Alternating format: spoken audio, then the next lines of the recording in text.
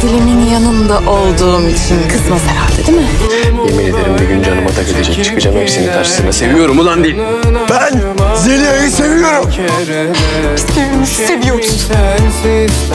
O da beni seviyor. Sevdiğim adamla Yusuf'la evleneceğim. Benim için bu dünyada sadece sen varsın. Benimle evlenir misin Zeliha? Zeliha için yapacağım hiçbir şeyden pişman olmam ben. Günümü, gecemi, ruhumu, kalbimi doldurmuşken sen gidersen ben ne yaparım?